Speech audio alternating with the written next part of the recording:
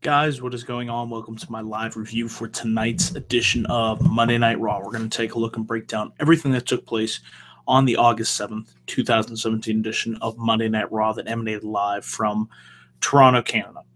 Ontario, Canada, to be exact. My overall thoughts on this episode of Raw, it had its ups and its downs. Was it a perfect show? No, it wasn't by any means. But the stuff that I thought was good was really good, and the stuff that was just kind of there, it kind of dragged at times during the show. But like I said, I liked some stuff on the show. I thought there was some nice build towards SummerSlam, and there was just some stuff that kind of, dragged at times. I wasn't really too much interested in the stuff with the cruiserweights. Triple threat match between the women was kind of predictable, what have you. But let's waste no time here because I want to talk about how Raw kicked off the air here. And if you're watching live, be sure to participate in the live chat that will be open throughout the entire review. Leave your feedback on what we're talking about as the review goes on. What did you like? What didn't you like? And if you're watching for the first time, please click that like and subscribe button. Trying to get to my new goal of reaching 300 subscribers. I'm only 3 away. So if you want to continue to help this channel to grow, I'd appreciate your help. So with all of that out of the way, let's talk about how Monday Night Raw started tonight.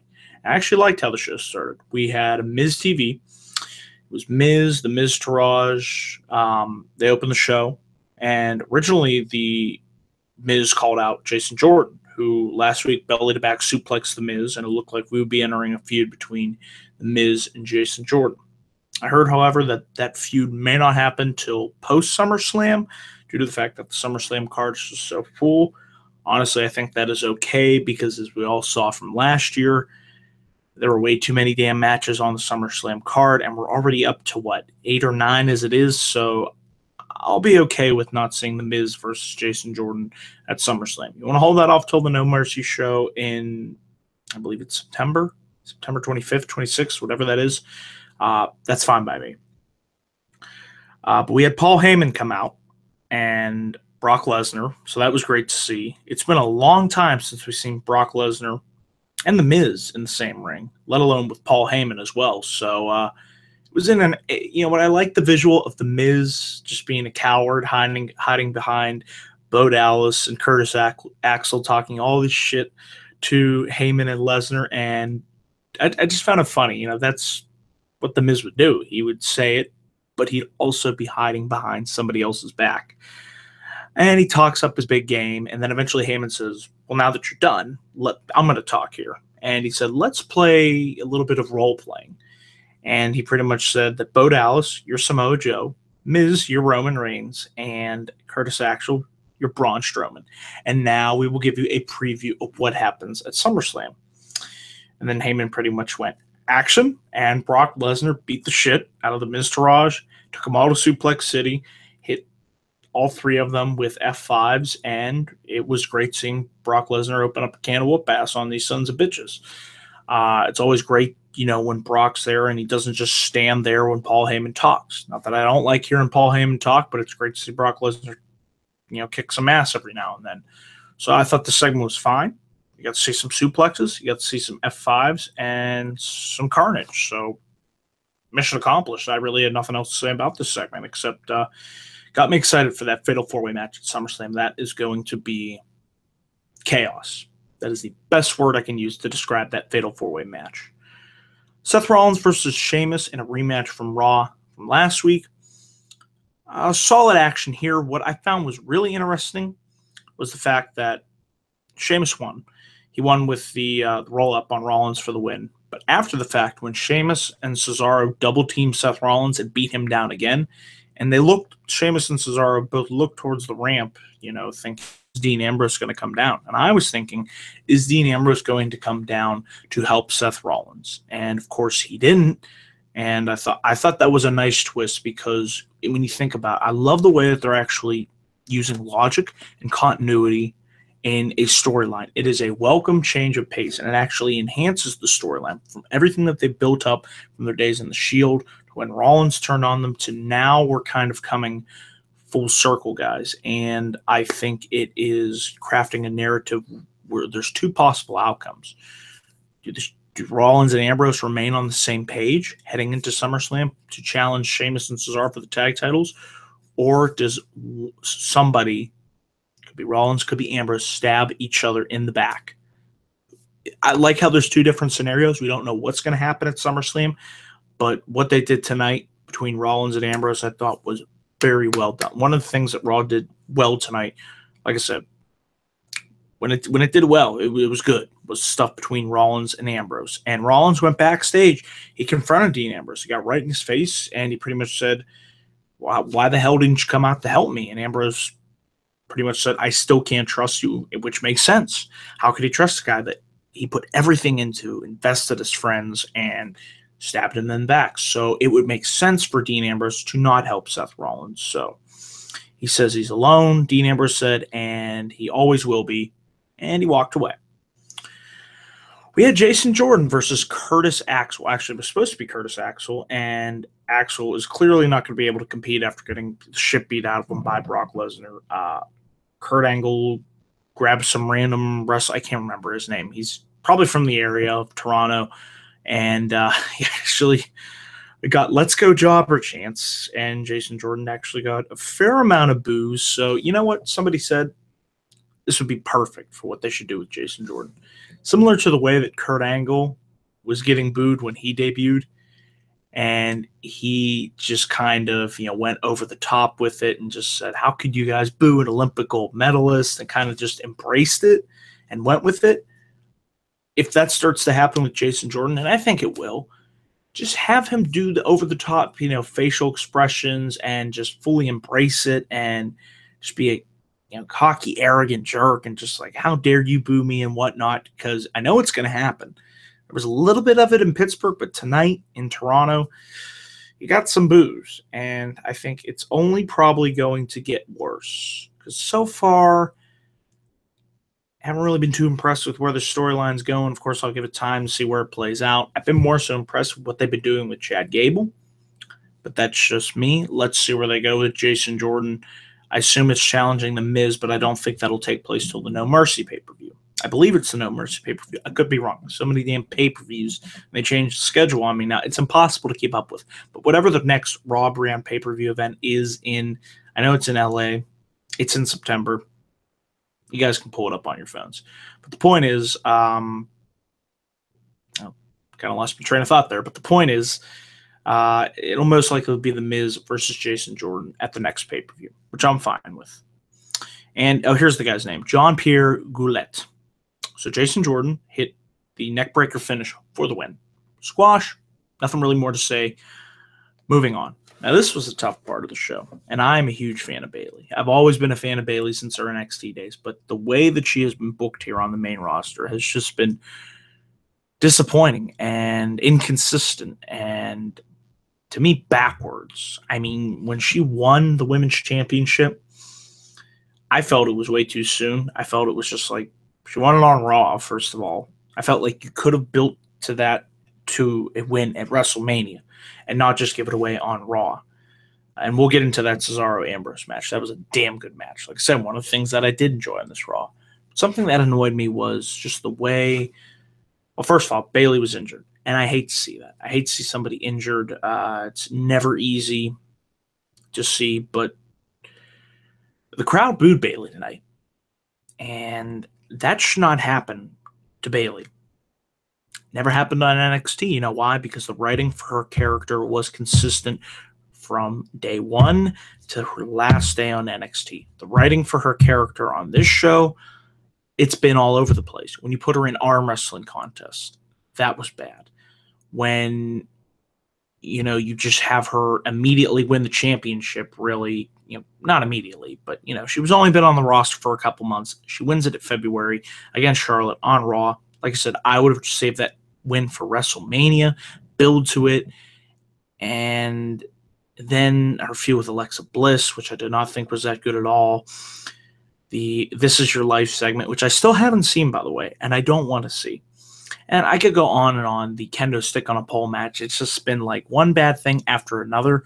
So for me, while it sucks to see Bayley go down with this injury, perhaps this injury could be a blessing in disguise.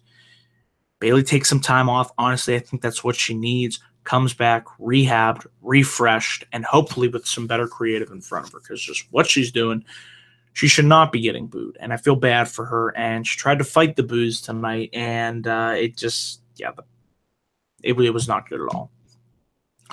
We had Sasha Banks versus Alicia Fox versus Emma. And I'll talk about the other triple threat match as well.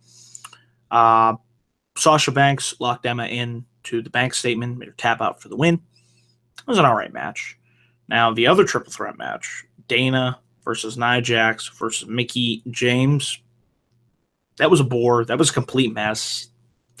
Just felt rushed, and I was just not a fan of that triple threat match at all. And when I knew Sasha Banks won, I had a feeling. I was hoping maybe we'd do something different, maybe Mickie James versus Sasha Banks, or I don't know.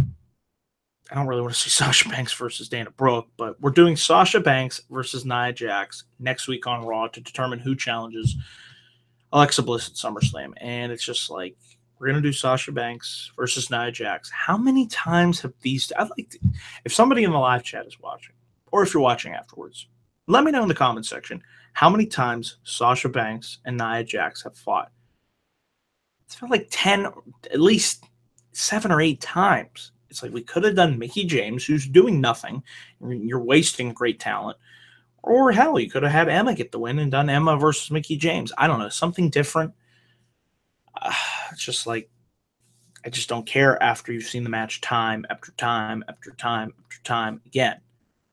It can be done where you have enough space in between the matches that you have and you give them different stipulations and they serve a purpose, like they've done with Braun Strowman and Roman Reigns. That's different. They have had, yes, multiple matches, but they've all meant something in the long run. They're not just thrown out there for no reason.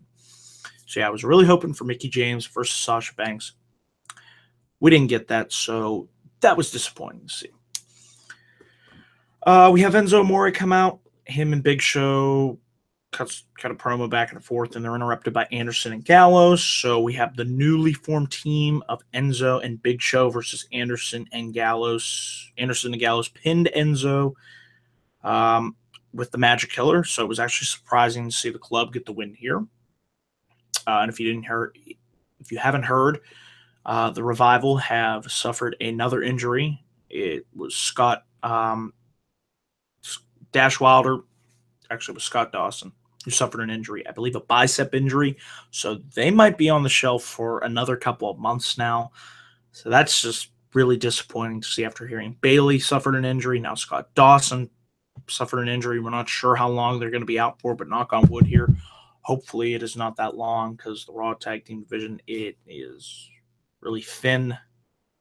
I mean, you broke up teams like, well, Golden Truth weren't really doing much, but Enzo and Cass, I still think it was kind of, looking back on it and what they're doing with Enzo and Cass now, maybe they should just put them back together.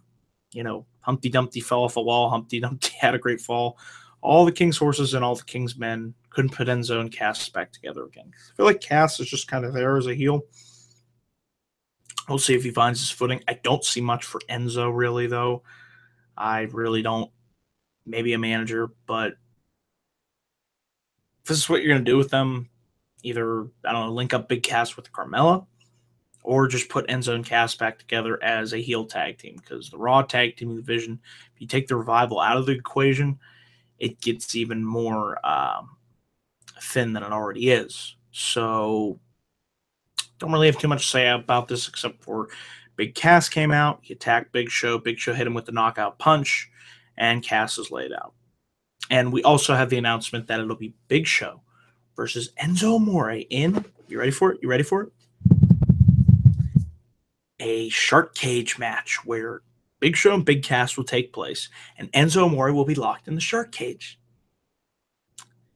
You know what happens when you do a shark cage match out of nowhere with no logic or no continuity and just throw it out there probably to sell toys? You know what happens? You just made the list. It's like, really? This is the third shark cage match this year. The first two, you could argue, made sense. This is just like, okay, we're doing another shark cage match. That's on the pre-show. Won't watch it anyways, because I don't watch pre-show matches. 4 hours of SummerSlam is plenty for me. I don't need to watch a 2-hour pre-show. I got enough of a life to worry about. So that was weird. I did like the mind games being played up between Finn Balor, Bray Wyatt, the stare down, the lights go out. Bray Wyatt appears. Lights go back out again. Looks like Balor has Bray Wyatt set in his sights. He disappears. He goes back on the Titantron, and he says, "When Balor flies, they will fly. When Balor falls, so will they." And Bray Wyatt disappears. So we have the official match announced on this show tonight: Finn Balor versus Bray Wyatt, SummerSlam. Hopefully, they save the return of the Demon for SummerSlam, and that is a match that I very much look forward to. Should be good stuff. Speaking of a match that you should go out of your way to watch, on this show tonight, there was two matches. It was the Last Man Standing, and it was also Dean Ambrose versus Cesaro. Really good match. One of the better Dean Ambrose matches that I can remember in recent memory. These two were just on their A game. And the one negative that I have to say, Toronto tonight, I did not think you were that good of a crowd, especially during Cesaro versus Dean Ambrose. I thought they were going out there and tearing each other apart with the European uppercuts. And when Cesaro was standing literally on the ring post, and I thought he was going to suplex Dean Ambrose off the top, but Ambrose was able to counter that with a suplex, and just really good back and forth action between these two. They gave these two a lot of time too. That was nice to see. And just great stuff between these two. Too much to recap here, but Ambrose was able to counter Cesaro and was able to roll him up for the win. So after the match, of course, Sheamus and Cesaro, they beat down Dean Ambrose, and Seth Rollins comes down to the ring, makes the save on Dean Ambrose, and they're both standing in the ring. The crowd's going, yes, yes, yes, yes. And Dean Ambrose holds out his hand, teasing a Shield reunion. The crowd wants to see it. They really want to see it. They milk this for all it's worth. And Seth Rollins says, nah, I'm not doing that tonight. And he goes to the back and plays booze. I wanted to see it. These people wanted to see it. A Ambrose Rollins reunion. Maybe we see it take place at SummerSlam. Perhaps we don't. Perhaps somebody stabs one another in the back. Like I said, tonight on this show, they really did a good job telling the story between Ambrose and Rollins, and the fact that they're still not on the same page. And if they do challenge Sheamus and Cesaro for the tag titles, which I assume they will they be able to maintain being on the same page for one night in order to win the Raw Tag Team Championships? That's a good story. That's a good narrative to have, and it should be a really good tag team championship match. So as soon as that's added to the SummerSlam card, we'll let you know. But Dean Ambrose, Cesaro, really good match tonight. Akira Tozawa versus Daivari. Tozawa hits the top rope senton bomb for the win. Who cares? Moving on. Already talked about the triple threat match for the women. Goldust briefly appeared, and he teased. What did he tease? Finding a partner, the next hero, villain, star, starlet. Goldust, he said, is going to lead someone on the path to becoming golden. So whatever that means, okay.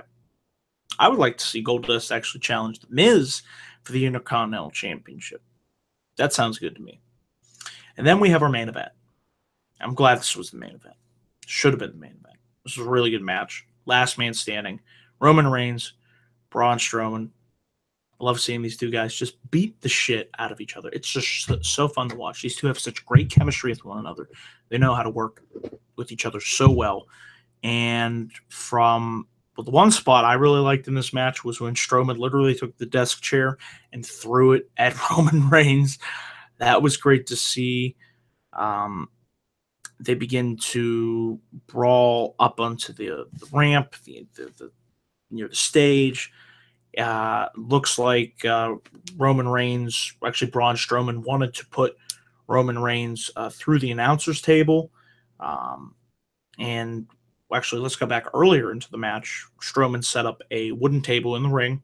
He wanted to put Roman Reigns through, but Roman Reigns picked up Braun Strowman and hit him with a Samoan drop through the table. So that was really another nice spot in this match. As I said, later they battle into the crowd, then they battle up onto the stage.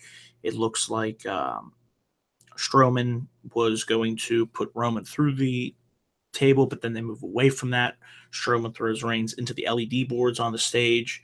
Like I said, nice brawl back and forth. It's just, like I said, great watching them beat the shit out of each other, especially in a last man standing match.